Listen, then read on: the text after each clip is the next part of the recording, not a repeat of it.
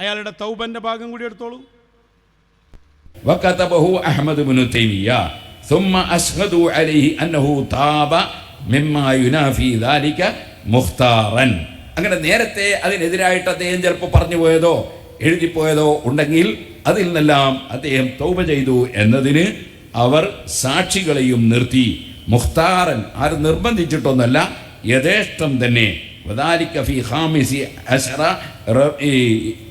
ربيع الأول سنة 707. അങ്ങനെ 707 കൊല്ലത്തിലാണത്. അങ്ങനെ وشهد عليه بذلك جمع من العلماء وغيرهم. ധാരാളം പണ്ഡിതന്മാരും ഒരുപാട് ആളുകളും അതിനവിടെ സാക്ഷി നിന്നു. വസക്കനൽ ഹാൽ, അങ്ങനെ അദ്ദേഹത്തെ സംബന്ധിച്ചുള്ള വിവാദവും പ്രശ്നവും അദ്ദേഹത്തെ ജയിലടക്കിയ പ്രശ്നവും ഒക്കെ അതോടുകൂടി അടങ്ങുകയും ചെയ്തു. വൗഫുരിജ അൻഹു, അങ്ങനെ അദ്ദേഹത്തിൻ്റെ പ്രശ്നമൊക്കെ അദ്ദേഹത്തിനും പരിഹരിക്കപ്പെട്ടു. വസക്കനൽ ഖാഹിറ, അദ്ദേഹം കൈറോവിൽ പിന്നെ താമസിക്കുകയും ചെയ്തു. ഇതിപ്പോൾ അദ്ദേഹത്തിൻ്റെ നോക്കൂ, നിങ്ങൾ ശരിക്ക് കേൾക്കണം കേട്ടോ പറഞ്ഞേ. അയാൾ പണ്ഡിതന്മാരെ മുമ്പിൽ വന്ന് തൗബ ചെയ്തു, ശാന്തമായി. അയാൾ കൈറോവിൽ താമസിക്കുകയും ചെയ്തു, പ്രശ്നമൊന്നുമില്ല. തൗബ ചെയ്ത അശ്അരിയാണെന്ന് പ്രഖ്യാപിച്ചു. ഇനിയിപ്പോൾ എന്താ ഇബ്നു തൈമിയ്യക്ക് വേണ്ടത്? ഇബ്നു തൈമിയ്യ എഴുതി വെച്ച കിതാബുകളിലൊന്നും ഉറപ്പില്ല, അയിമ്മത്ത് പറഞ്ഞതിൽ ഉറപ്പില്ല. പിന്നെ അയാൾ തൗബ ചെയ്ത് അശ്അരിയാന്ന് പ്രഖ്യാപിച്ചു.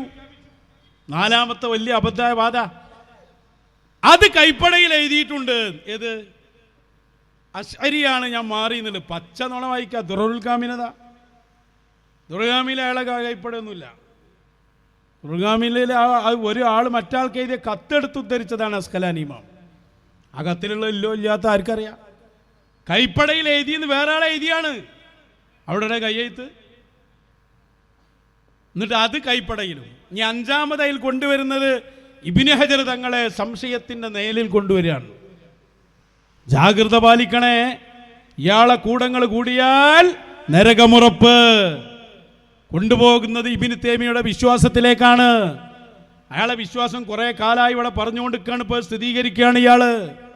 അതിനാ ഇബ്നു ഹജർ തങ്ങളെ വരെ നിന്ദിച്ചത്. കേട്ടോളൂ, കൂടി പൂർത്തിയാക്കി കൊടുക്കും. അദ്ദേഹത്തിൻ്റെ കൈപ്പടയിൽ അദ്ദേഹം എഴുതി ഒപ്പിട്ട് കൊടുത്താണ്. അദ്ദേഹമാണെങ്കിലോ അദ്ദേഹത്തെ സംബന്ധിച്ച് ഹാഫിദ് ദഹബിയും മറ്റു പണ്ഡിതന്മാരൊക്കെ പറയുന്നുണ്ട് അള്ളാഹനല്ലാതെ വേറെ ആരെയും പേടിക്കൂല. അപ്പോൾ അദ്ദേഹം പിന്നെ എഴുതി ഒപ്പിട്ടെടുത്തില്ലേ. അപ്പോൾ പിന്നെ അദ്ദേഹത്തെ സംബന്ധിച്ച് അദ്ദേഹത്തിൻ്റെ പല ഗ്രന്ഥങ്ങളിലും ഇതിന് വിരുദ്ധമായ ആശയം നമ്മളിപ്പോഴും കാണുന്നുണ്ട്. അത് അദ്ദേഹം ആദ്യം എഴുതി പിന്നെ തൗബ ചെയ്തതോ, അല്ലെങ്കിൽ അദ്ദേഹം പിന്നെയും അവിടെ നിന്ന് ഇറങ്ങിയതിന് ശേഷം വീണ്ടും അങ്ങനെ പറഞ്ഞതോ, ഇതൊന്നും നമ്മൾ നോക്കണ്ടില്ല. അല്ല, അള്ളാഹ് നോക്കണ്ടിയല്ലേ? നമ്മക്ക് അതിൻ്റെ ഡ്യൂട്ടി ഇല്ലല്ലോ. അള്ളാഹ് നോക്കേണ്ടതല്ലേ? എന്താ മൂപ്പര ഉസാറ്! നിങ്ങൾക്കറിയോ, ഈ കാലഘട്ടത്തിലും ഇതിന് തൊട്ടു മുമ്പുള്ള എല്ലാ മശായിഖന്മാരും ചോദ്യം ചെയ്ത ആളായാൾ. എത്ര മഹാന്മാരെ കുറിച്ച് എന്തൊക്കെ പറഞ്ഞു! ഒരു തവണയെങ്കിലും ഇബ്നു തൈമിയ്യയെ കുറിച്ച് പറഞ്ഞ സൂക്ഷ്മതൻ്റെ 5% അയാൾ എടുത്തിട്ടുണ്ടെങ്കിൽ അയാൾ മശായിഖിനെ കുറിച്ച് പറയുമ്പോൾ നമുക്കറിയില്ല കേട്ടോ, ആരോ പറഞ്ഞു കേട്ടതാണ്. അങ്ങനെ തന്നെയാണോ അല്ലാഹു അഅലം എന്നൊരു വാക്കുകൾ പറഞ്ഞില്ല. ഏതോ കേട്ട ക്ലിപ്പിൻ്റെ കേട്ടതിൻ്റെ അടിസ്ഥാനത്തിലല്ലേ മശായിഖിനെ പറഞ്ഞ്. അവിടെ ഒരു സൂക്ഷ്മതയില്ല. ഇബ്നു തൈമിയ്യ വന്നപ്പോൾ തൗബ ചെയ്തു, കൈപ്പടയിൽ എഴുതി കൊടുത്തു. അസ്കലാനിയാണ് പറഞ്ഞത്. ഇബ്നു തൈമിയ്യ ആണെങ്കിൽ അല്ലാഹനല്ലാതെ പേടിക്കില്ല എന്ന് ദഹബി പറഞ്ഞിട്ടുണ്ട്. ദഹബി പറയില്ലേ? ദഹബി പറയുമല്ലോ. അപ്പോൾ ഏതുപോലെയാണ് ഓക്കെ ഉസ്താദിന് APL പേരിട്ട് പറഞ്ഞേ. കാരണം ദഹബി ഇബ്നു തൈമിയ്യയുടെ ശിഷ്യനാണ്, അയാൾ അങ്ങനല്ലേ പറയാ. പിന്നെന്താ പറഞ്ഞ്? അസ്കലാനി ഇമാമിനെ കുറിച്ച് ആരോപണമല്ല. ആര് പറഞ്ഞു? ഇഷ്ടം പോലെ ആരോപകരുണ്ട്. സുന്നത്ത് ജമാഅത്തിലുള്ളവർക്കൊക്കെ ആരോപകരുണ്ടാവും. ഇബ്നു ഹജർ തങ്ങളെ കുറിച്ച് അങ്ങനെ ആരോപണം വന്നിട്ടുണ്ട്. ഇബ്നു ഹജർ തങ്ങളെ കുറിച്ച് ആരാ അഭിപ്രായം പറഞ്ഞ്? വഹാബികൾ, ഒരു നേതാക്കളായ അല്ലാമ ആലൂസിയെ പോലെയുള്ളവർ, അവരാണ് ആരോപണം പറഞ്ഞ്. അതുപോലെ ഷൗക്കാനി പറഞ്ഞിട്ടുണ്ട്, വഹാബി പറഞ്ഞിട്ടുണ്ട്. അല്ലാതെ ആരോപണം പറയുന്നു? അപ്പൊ ഞാൻ പറഞ്ഞു വന്നത്, അഞ്ചാമത്തെ അപകടകരമായ വാദം ഇബ്നു ഹജറുൽ ഹൈതമിയെ റളിയല്ലാഹു അൻഹു, അവരെ ജനനം വരെ അത്ഭുതമാണ്. നമ്മൾ പറഞ്ഞില്ലേ, അവർ വളരുന്നത് മശായിഖിന്റെ മടിത്തട്ടിലാണ്. ബാപ്പ ചെറുപ്പത്തിൽ വഫാത്തായപ്പോ അവരെ ഏറ്റെടുത്തു കൊണ്ട് നടക്കുന്നത് അക്കാലത്തെ രണ്ട് മഹോന്നതരായ മഹാശൈഖന്മാരാ ശൈഖ് ഇബ്നു അബിൽ ഹമായിൽ തങ്ങളും അല്ലാമ മുഹമ്മദ് ശനാബി തങ്ങളും ശൈഖും മുരീദുമാണ്. അവരുടെ സംരക്ഷണത്തിൽ വളർന്ന ആളാണ് ഇമാം ഇബ്നു ഹജറുൽ ഹൈതമി. തുഹ്ഫ എഴുതി പൂർത്തിയാക്കിയപ്പോ അതിൻ്റെ ഒരു കോപ്പി ആദ്യം അയച്ചത് ഹദർമൗത്തിലേക്കാണ്, യമനിലെ ഹദർമൗത്ത്. വലിയ വലിയ മഹാന്മാരുള്ള സ്ഥലത്തേക്കാണ് ഒരു കോപ്പി കൊടുത്തയച്ചത്. അന്ന് ബാഅലവി വഴിയിലെ ഏറ്റവും വലിയൊരു മഹാൻ സ്വപ്നം കാണുകയാണ്. എന്ത്? തുഹ്ഫയെ എത്തിയിട്ടുള്ളൂ ഹദർമൗത്തിലേക്ക്. പക്ഷെ മഹാൻ സ്വപ്നം കണ്ടു ഇബ്നു ഹജർ തങ്ങൾ തന്നെ എത്തി. എന്നിട്ട് ആ നാട്ടിലെ ആലിമീങ്ങളൊക്കെ എല്ലാവരും തുഹ്ഫ ദർസ് കേൾക്കുകയാണ് ആ നാട്ടിലെ വലിയ പള്ളിയിൽ. ഈ സ്വപ്നം ഇമാം ഇബ്നു ഹജർ തങ്ങളെ അറിയിച്ചു. സ്വപ്നം കണ്ടത് അറിഞ്ഞപ്പോൾ വലിയ സന്തോഷമായി. തുഹ്ഫ സ്വീകരിച്ചതിൻ്റെ അടയാളമായി മഹാൻ മനസ്സിലാക്കി. അങ്ങനെയൊക്കെയാണ് മശായിഖുമാർ, അങ്ങനെയൊക്കെയാണ് മുൻഗാമികൾ. ഇബ്നു ഹജർ തങ്ങളുടെ ശിഷ്യൻ ഖാദി അവറുകൾ നഫായിസുദ് ദുറർ ഫീ തർജമത്ത് ഇബ്നു ഹജർ എന്നൊരു കിതാബ് തന്നെ എഴുതി അല്ലേ. അപ്പൊ ഈ വാദങ്ങളൊക്കെ വളരെ കൃത്യമാണ്. ആരും ആരുടെ പേരിൽ അടിച്ചേൽപ്പിക്കുന്നതല്ല, അവനവൻ പറഞ്ഞതാ. ഈ 5 കാര്യങ്ങളും അയാൾ പറഞ്ഞു. വ്യക്തിക്ക് നിലപാടില്ലെന്ന് പറഞ്ഞു, ഇബ്നു തൈമിയയുടെ കിതാബിലുള്ളതിൽ ഉറപ്പില്ലെന്ന് പറഞ്ഞു, ഉലമാവ് പറഞ്ഞു ഇബ്നു തൈമിയയുടെ അബദ്ധങ്ങൾ അതിൽ ഉറപ്പില്ലെന്ന് പറഞ്ഞു, ഇബ്നു തൈമിയ തൗബ ചെയ്തു എന്ന് പറഞ്ഞു. പിന്നെ ഇബ്നു ഹജർ തങ്ങളെ സംശയത്തിന്റെ നേരിൽ നിർത്തി. ഇതൊക്കെ ഇയാൾ പറഞ്ഞു വെച്ചതല്ലേ. ഈ തൗബന്റെ അവസ്ഥ ഇപ്പം എന്താ? ഇപ്പൊ ഈ തൗബന്റെ അവസ്ഥ? ഇബ്നു തൈമിയ ഖേദിച്ച് മടങ്ങിയതാണോ? അയാൾ വന്നപ്പോൾ തന്നെ പിന്നെ അവിടെ ശാന്തമായി എന്നാണോ?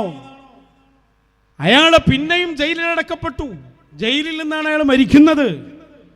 707 ഈ പറഞ്ഞ സംഭവം ഉണ്ടെങ്കിൽ ആ സംഭവം എന്ന് പറഞ്ഞ് സംഭവിക്കുന്നത്.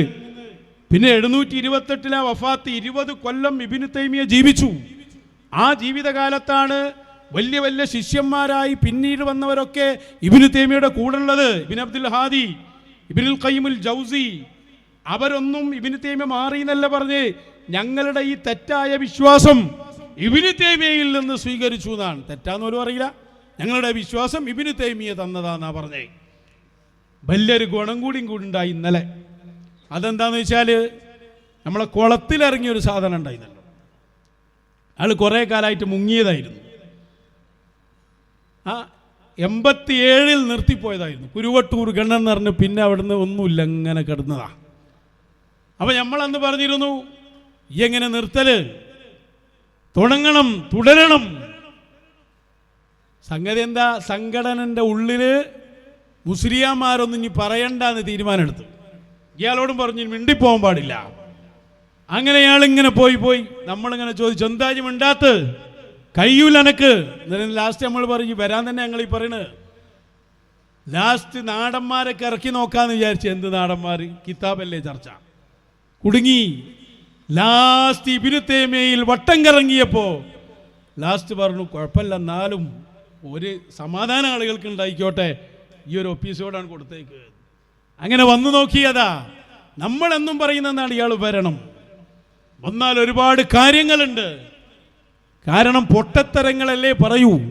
അപ്പൊ കാര്യം പെട്ടെന്ന് ആളുകൾക്ക് മനസ്സിലാവും. ഇന്നലെ സത്യത്തിൽ അയാൾ വന്നത് പേരോടിനെ ഗണ്ണിക്കാനാണ്, നമ്മളല്ല. പേര് കുരുവട്ടൂർ ഗണ്ണൻ എന്നൊക്കെ ആണെങ്കിലും യഥാർത്ഥത്തിൽ ഗണ്ണനം പേരോടിനോടാണ്. പേരോട് തൗബ ചെയ്തെന്ന് പറഞ്ഞു പോയതാണല്ലോ. ഇയാൾ പറയുന്നുണ്ട് ആ തൗബ ശരിയല്ല. അങ്ങനെ തൗബ ചെയ്തു എന്ന് എങ്ങനെ നമ്മൾ പറയും?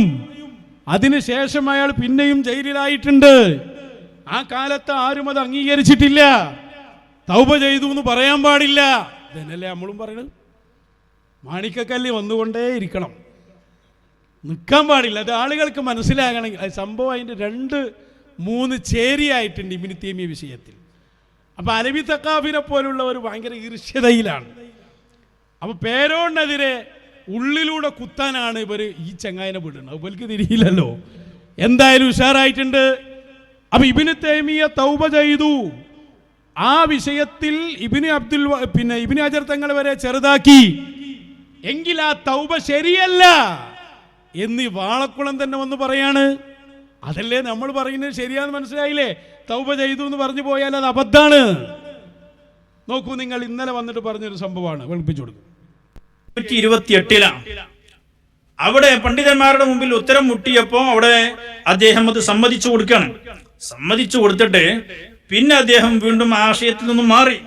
അദ്ദേഹം വീണ്ടും തന്റെ ആശയത്തിൽ നിന്നും മാറി 20 കൊല്ലം ജീവിച്ചിട്ട് ഇവിടെ പണ്ഡിതന്മാർക്ക് മുമ്പിൽ എഴുതി കൊടുത്ത ആശയത്തിന് അനുകൂലമായി ആ ആശയത്തിലെ അദ്ദേഹം സുന്നത്ത് ജമാഅത്തിന്റെ ആശയത്തിലേക്ക് വന്നു എന്നും ഞാൻ അശരിയായി എന്നൊക്കെ പറഞ്ഞു എഴുതി കൊടുത്തെങ്കിലും അദ്ദേഹം നേരത്തെ പറഞ്ഞ ആശയങ്ങൾ തിരുത്തിയിട്ട് പിന്നെ ഇവിടെ എഴുതിയിട്ടില്ല. അദ്ദേഹം വീണ്ടും തന്റെ പുത്തൻവാദത്തിലേക്ക് തന്നെ പോയി എന്ന് മഹാന്മാരായ പണ്ഡിതന്മാർ എഴുതി പിന്നെ പറയുകയാണ്. ഇത് തന്നെയാണ് ഇബ്നു തൈമിയ്യയുടെ ചരിത്രം പഠിച്ച എല്ലാ പണ്ഡിതന്മാരും പറഞ്ഞത്. അസ്സൈഫു സുഖീൽ ഫി റദ്ദി അലൽ ഇബ്നു സുഫീൽ പിന്നെ എന്ന ഗ്രന്ഥത്തിൽ സുബിക്കി ഇമാമിന്റെ ഈ ഗ്രന്ഥത്തിന്റെ തഖ്രീദിന്റെ അതിന്റെ അടിക്കുറിപ്പിൽ ഒരു ആധുനിക പണ്ഡിതൻ ഇബ്നു തൈമിയ്യന്റെ സംഭവത്തെ കുറിച്ച് അദ്ദേഹം പറയുന്നതായി കാണാൻ കഴിയും. എന്താണ്?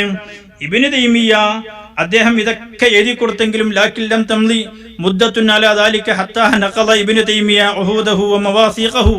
അദ്ദേഹം ഇതൊക്കെ എഴുതി കൊടുത്തെങ്കിലും അദ്ദേഹം ആ കരാറുകളൊക്കെ അദ്ദേഹം പൊളിച്ചു കളഞ്ഞു. അദ്ദേഹം വീണ്ടും അദ്ദേഹത്തിന്റെ നിലപാട് മാറി, ആദർശം മാറി.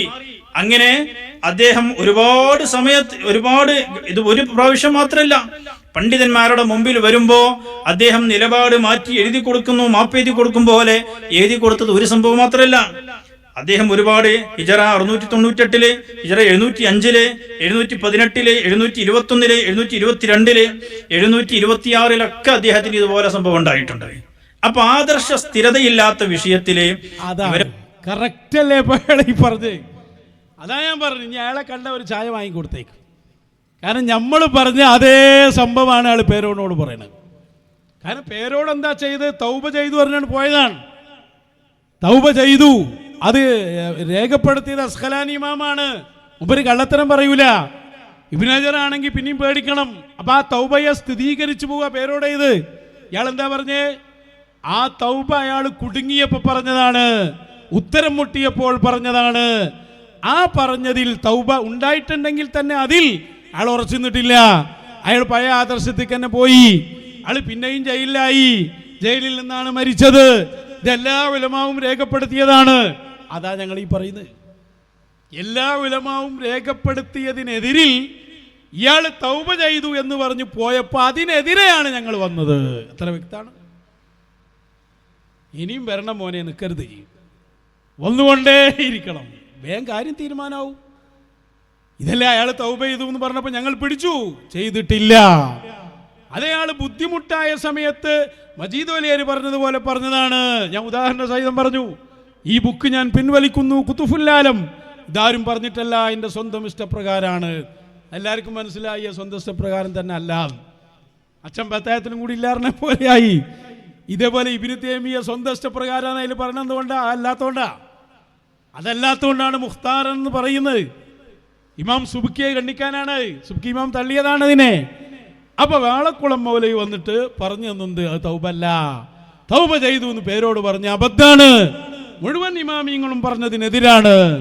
എല്ലാ അഭിനന്ദനങ്ങളും അയക്ക് കൊടുത്തേക്ക്.